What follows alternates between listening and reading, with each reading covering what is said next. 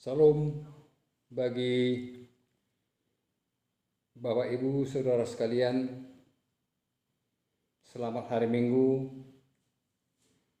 Selamat beribadah di rumah masing-masing. Sebelum kita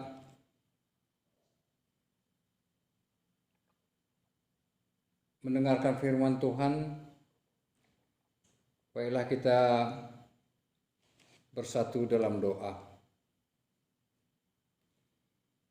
Turunlah kiranya damai sejahtera Allah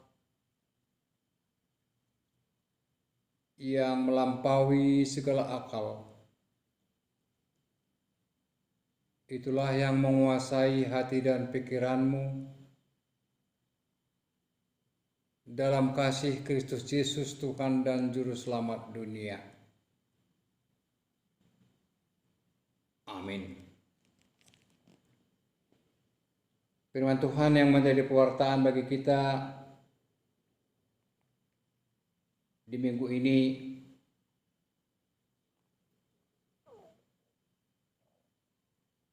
yaitu dari Injil Lukas pasal yang ke-12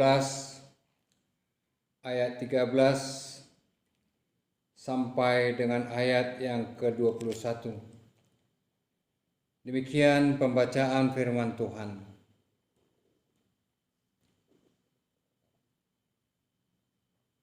Orang kaya yang bodoh. Seorang dari orang banyak itu berkata kepada Yesus, "Guru, katakanlah kepada saudaraku supaya ia berbagi warisan dengan aku." Tetapi Yesus berkata kepadanya, "Saudara,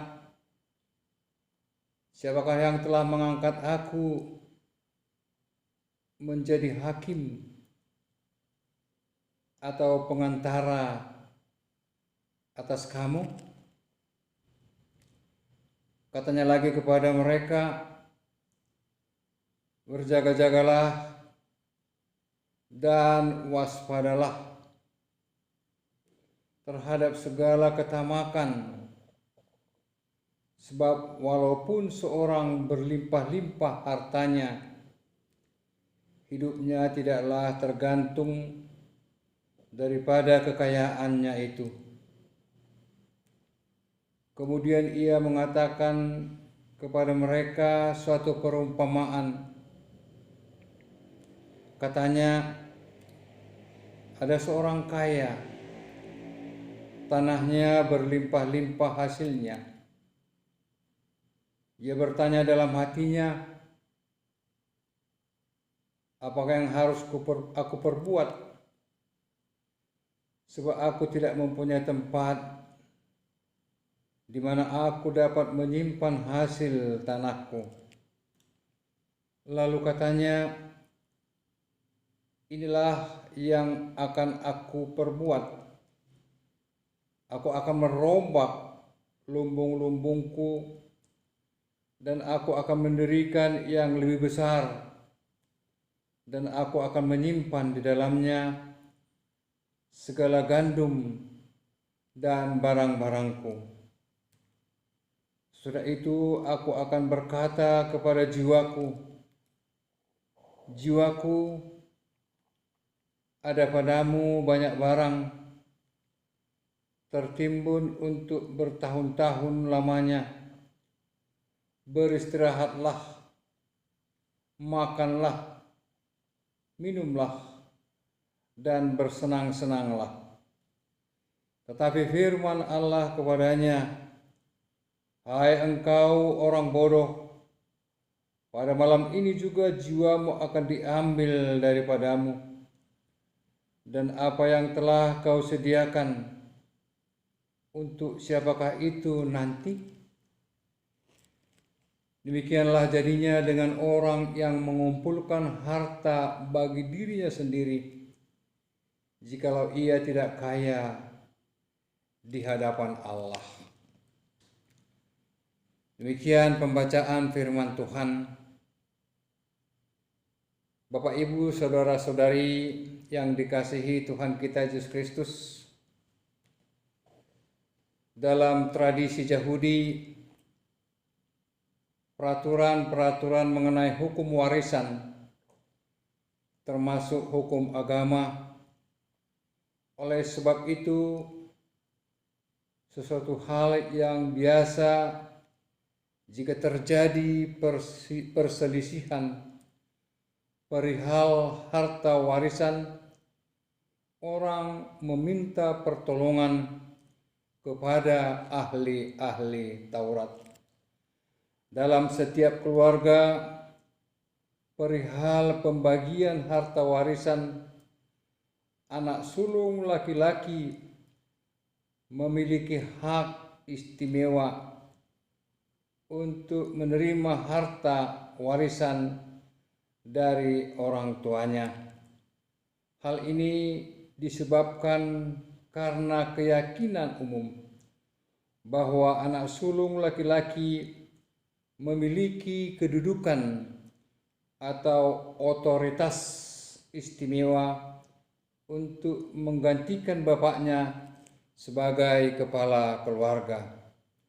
Bapak, Ibu, saudara-saudari yang dikasihi Tuhan Yesus Kristus, ketika Tuhan Yesus Kristus mengajar, seorang dari antara halayak ramai berkata, "Guru, katakanlah kepada saudaraku supaya ia berbagi warisan dengan aku."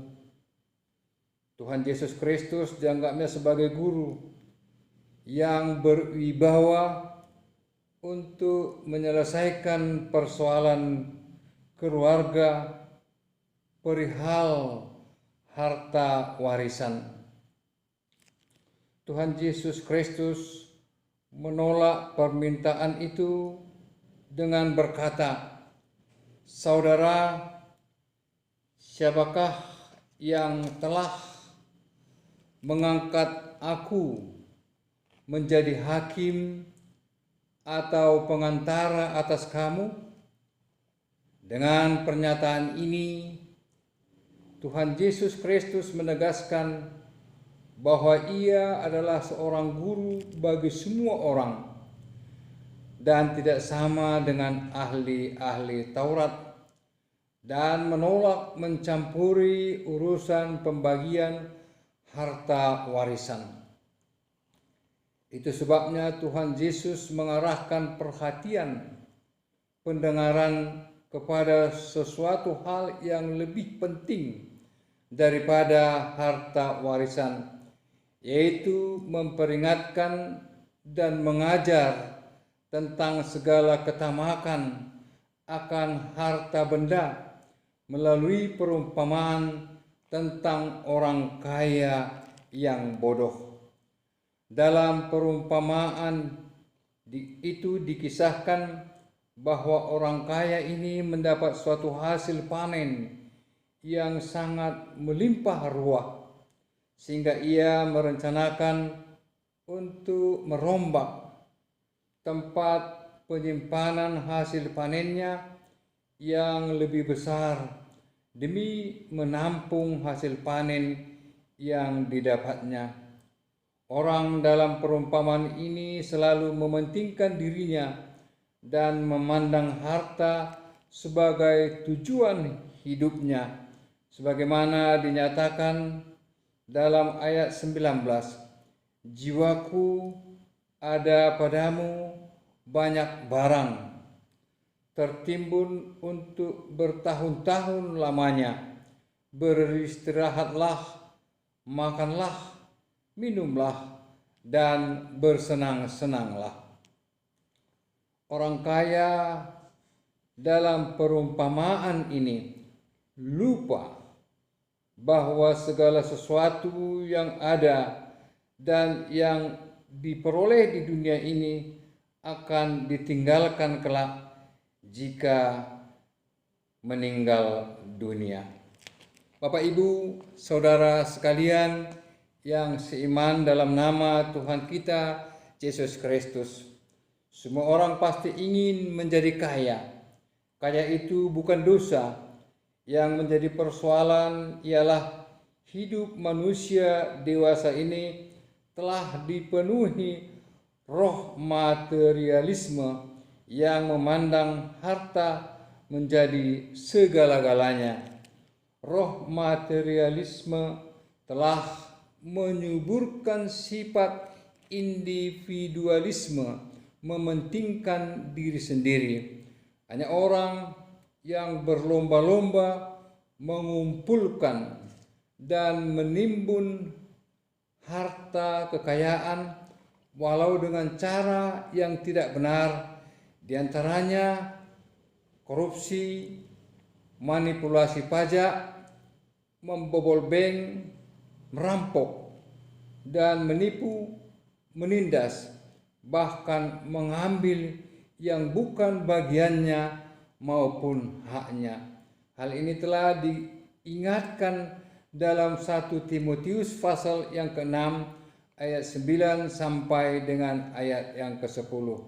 Tapi mereka yang ingin kaya terjatuh ke dalam pencobaan, ke dalam jerat, dan ke dalam berbagai-bagai nafsu yang hampa dan yang mencelakakan, yang menenggelamkan manusia ke dalam keruntuhan dan kebinasaan. Karena akar segala kejahatan ialah cinta akan uang. Sebab oleh memburu uanglah beberapa orang telah menyimpang dari iman dan menyiksa dirinya dengan berbagai-bagai duka. Dengan demikian, nas khotbah kita ini mengingatkan untuk memahami bahwa pertama, harta yang kita miliki mari kita pergunakan untuk kemuliaan nama Tuhan. Yang kedua, harta yang kita miliki pergunakan untuk memenuhi kebutuhan hidup kita yang secukupnya. 3, harta yang kita miliki pergunakan untuk menjadi alat kesaksian bagi orang lain. 4, harta yang kita miliki kelak akan kita tinggalkan. Sebagaimana dikatakan Matius pasal 16 ayat 26, apa gunanya seorang memperoleh seluruh dunia tetapi kehilangan nyawanya, dan apakah yang dapat diberikannya sebagai ganti nyawanya? Amin. Kita berdoa.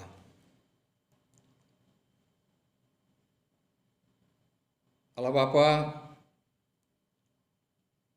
yang Maha Pengasih dan Maha Penyayang,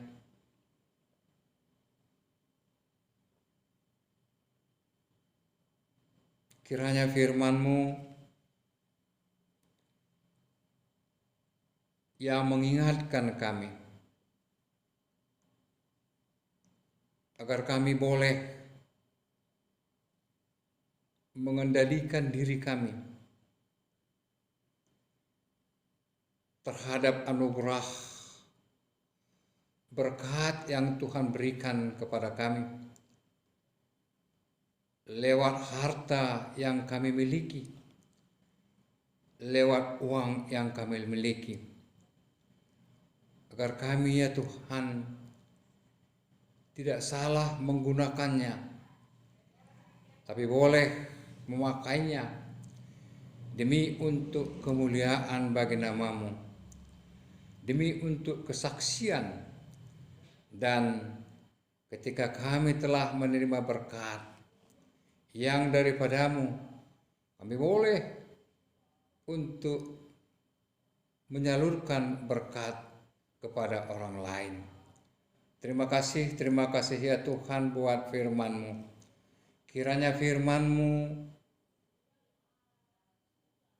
yang mengarahkan kami agar kami hidup damai sejahtera, dan juga ya Tuhan agar kami berpengharapan akan harta yang kekal, hidup selama-lamanya setelah kami meninggal ataupun mati. Itulah yang menjadi harapan kami, itulah yang menjadi pengharapan kami ya Tuhan, agar di balik kematian ada satu kekayaan, ada satu harta yang tidak dapat dimakan oleh ngengat, yang tidak dapat diambil oleh pencuri, yaitu harta kehidupan yang kekal yang Tuhan anugerahkan kepada kami. Terima kasih buat semuanya itu ya Tuhan.